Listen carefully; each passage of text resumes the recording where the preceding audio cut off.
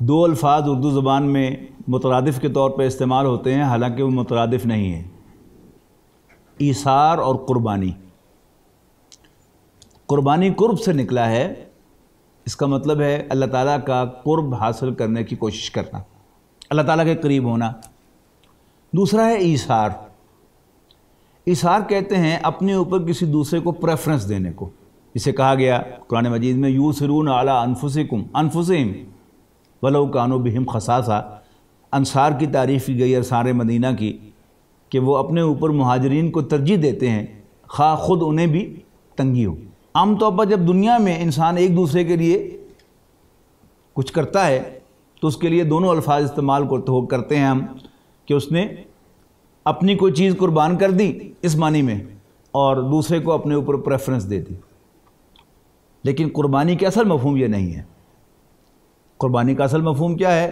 اللہ تعالیٰ کا قرب حاصل کرنے کے لیے کچھ چیز جو ہے وہ چھوڑنا۔ کسی انسان کو جس کو بڑھاپے میں اولاد ملی ہو، کتنی پیاری ہوتی ہے، اس کا ہم پوتوں نواسوں والوں کو خوب اندازہ ہے کہ جتنا ہم نے اپنے بچوں کو پیار کیا تھا، اسے کہیں زیادہ پیار ہم اپنے پوتوں اور نواسوں کو کرتے ہیں۔ اور جس کو اولاد ہی بڑھاپے میں ملی ہو، اس کو اپنی اولاد سے کتنا پیار ہوگا، اس کو ذہن میں رکھیے۔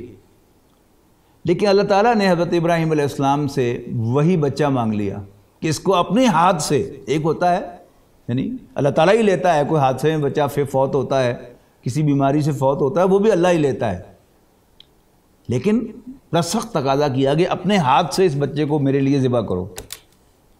حضرت ابراہیم علیہ السلام نے اللہ تعالیٰ سے یہ نہیں پوچھا کہ ربا کیوں لینا تھا تو دیا ہی کیوں تھا، یہ نہیں کہا کہ کچھ اور پیار تو کر لینے دو، اچھا ذرا بڑا ہو جائے گا پھر کر دوں گا، ابھی تو جسے پنجابی میں کہتے ہیں میری ریج بھی نہیں لتی۔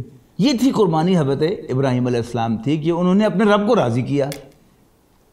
لہذا قرآن مجید میں اس واقعے کو بیان کرنے کے بعد کہا گیا ہے سلام علی ابراہیم۔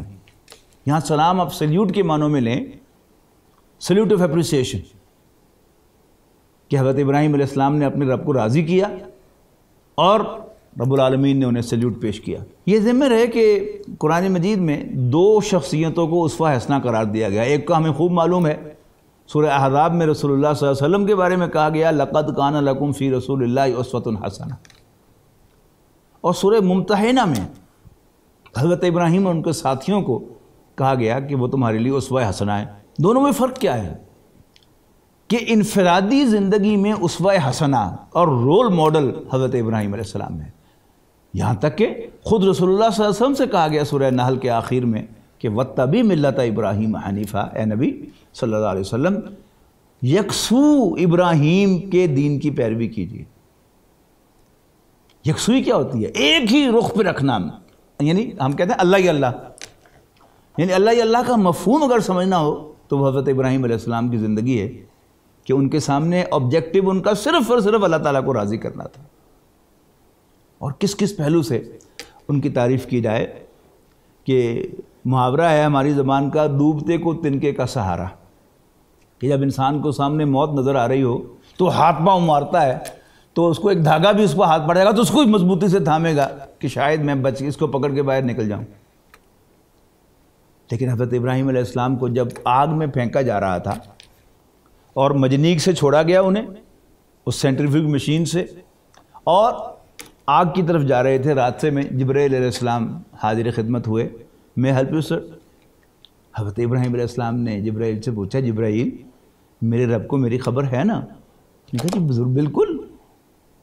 تو کہا جاؤ تم اپنا کام کرو، میرا رب میرے لیے کافی ہے۔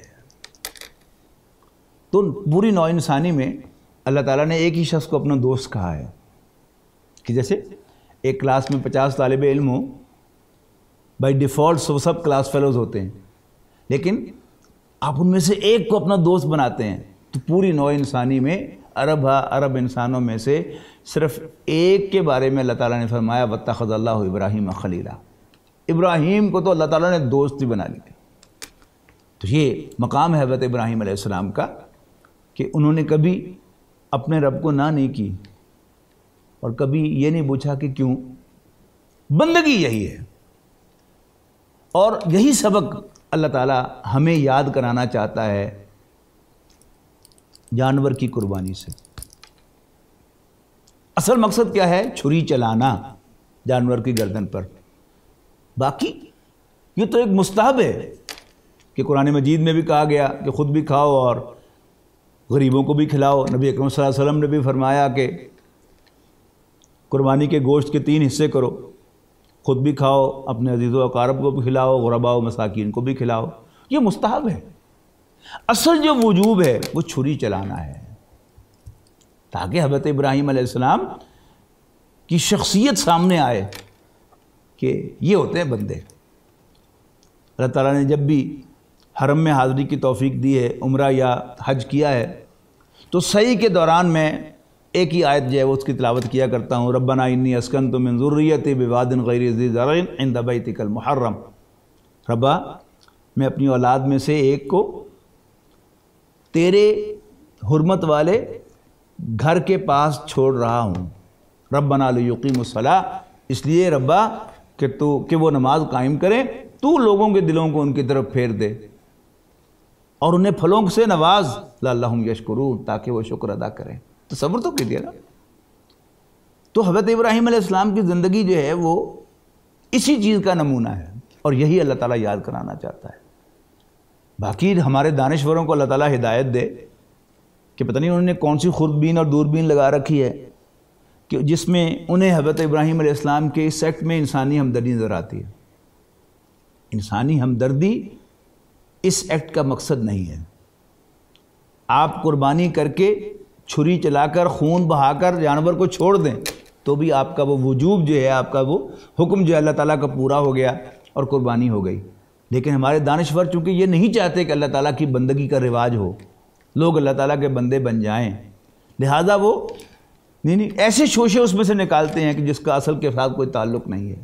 حضرت ابراہیم علیہ السلام کو اگر دیانتداری سے آپ سوچیں تو آپ کیا کہیں گے کہ حضرت انہوں نے اپنے بیٹے کے گلے پر، جو بے گناہ تھا، معصوم تھا، اس کے گلے پر چھری چلائی، یہ کوئی انسانی ہمدردی کا کام تھا؟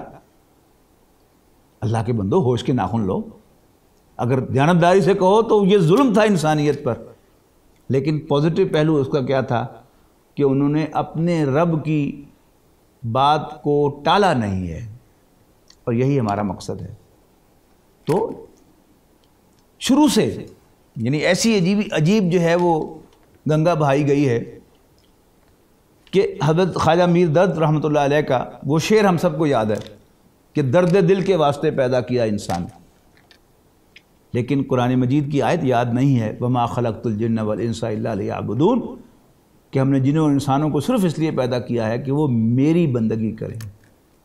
اللہ تعالیٰ سے دعا ہے کہ اللہ تعالیٰ ہمیں ہفتے کے روز جب ہم اپنے جانوروں پر چھری چلائیں تو یہ سبق یاد کرنے کی توفیق دے کہ ہم اللہ تعالیٰ کے بندے ہیں، بندگی کے لیے بنائے گئے ہیں۔ اللہ تعالیٰ ہمیں صحیح معنوں میں اپنا بندہ بننے کی توفیق دے۔ آخر دعوانا ان الحمدللہ رب العالمین۔